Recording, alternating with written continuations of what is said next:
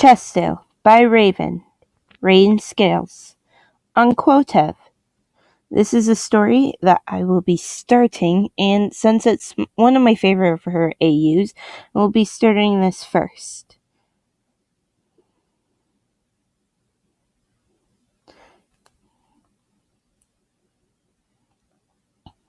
Sorry. Chesdale. A short Reader X Sands stories. By Raven. Chapter 1. A Solitare Fox. It was night, and the wind howled throughout the city. I grinned to myself, ready for adventure. I crouched low on the rooftop of a two-story house, just like a racer, beginning their run around the track. I took in my surroundings, my eyes locked on my target. On the other side of town, far, there was a small bar. It was dark, and my only light was the bright moon above. I was a solitaire, underneath the moonlit sky, a dark shape within the darkness. My sister had always told me, even in the darkness, there was a beauty. I wore my disguise, that made me blend in with the darkness, and I put on my fox mask to cover my face, and I pulled my hoodie over my head. None of my skin was shown now. I looked below and grinned again beneath my mask. I loved jumping over roofs throughout the city like a shadow within the darkness. I always felt free and able to do whatever I want. But no, I had a mission. I leaped from roof to roof, soon ending up at my target. The small bar named Grilby's was my target. I went inside using the back door. Of course, it was locked. I used locked picks to unlock it and sneaked inside. I was in the kitchen and I could hear voices coming from the bar, meaning there was people here.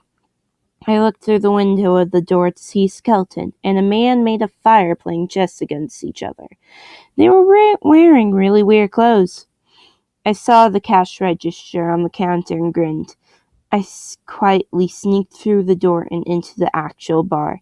I stayed hidden behind the counter and waited for the right time to grab the money and leave. I looked over the counter and saw them still playing chess. The skeleton seemed to be winning. I had set up something outside. I held my remote thing in my hand, which had a small red button on it. Why red? Why not?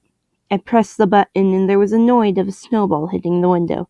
The man on fire looked towards the sounds and walked outside, followed by the skeleton.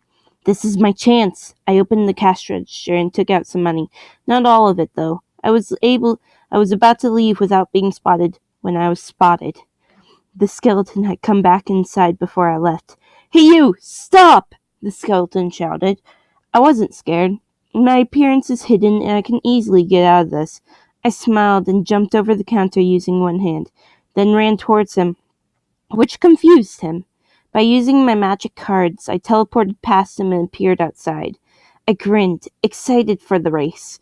I jumped across the roof. Surprisingly, he was catching up.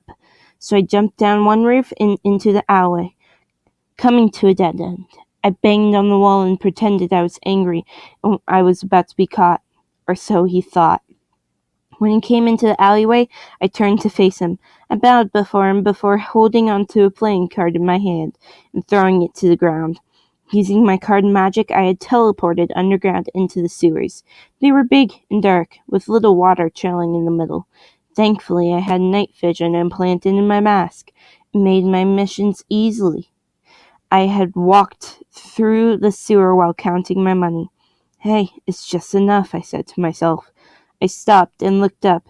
There was a sewer exit right above me. I took off my mask and hid in the money in my jacket. I opened the sewer exit and checked to see if anyone would spot me coming out.